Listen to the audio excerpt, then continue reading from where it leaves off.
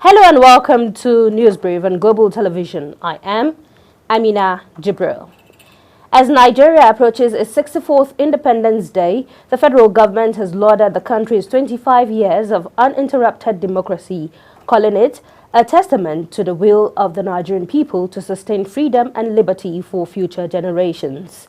Speaking at a World Press briefing in Abuja, Minister of Information and National Orientation Muhammad Idris described Nigeria's journey since independence as one of resilience, strength, and progress despite numerous challenges, emphasizing the country's evolution into a leading force in Africa and a respected voice on the global stage.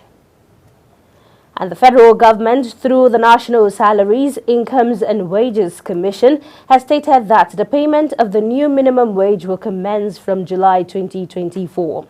The Commission's chairman, Ekwonta, said this during a press briefing on Tuesday in Abuja, where he stated that this was because the date in question was when the President approved the bill after the National Assembly passed it. The development is contrary to an earlier statement by Minister of State for Labour, Nkiruka Onyejiocha, who said the payment would commence on May 1st, 2024. And now in business news, President Bola Tinubu says extracting raw materials in Africa without processing locally is keeping the continent poor and underdeveloped.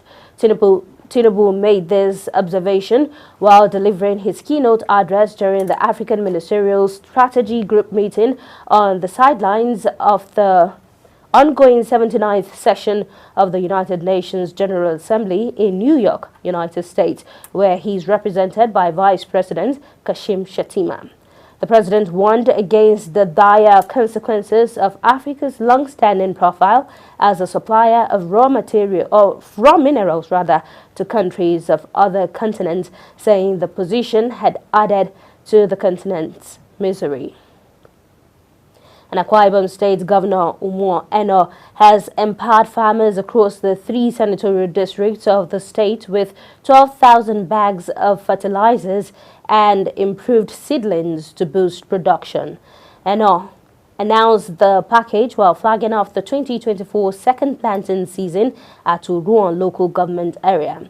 He commended the Commissioner for Agriculture, Dr. Ofyong Offor, and the entire ministry for the passion they have exhibited in carrying out the agricultural revolution vision of government through the provision of farm input, seedlings, fertilizer, and other tools that will ensure a bountiful harvest in the next season.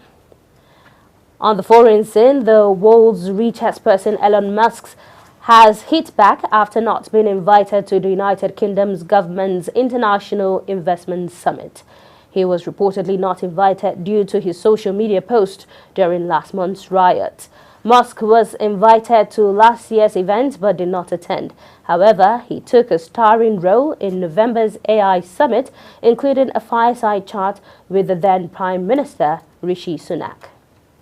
A Uruguay Interior Ministry says 6 inmates have died after a fire ripped through their cell in a prison on the outskirts of the country's capital, Montevideo. The cause of the blaze at Santiago Vasquez Penitentiary, the biggest prison in the Latin American country, was unknown. The ministry further stated that 6 charred bodies were found in a locked cell in an area where the other cells were all open, noting that a prisoner from an adjoining cell was taken to the prison hospital for treatment.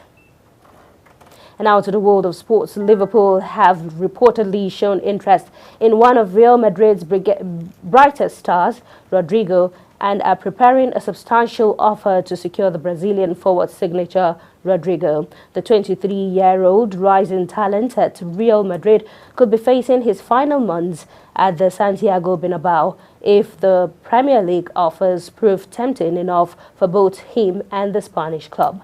Liverpool are among the leading contenders to sign the Brazilian attackers and are reportedly willing to table a bid in the region of €100 million.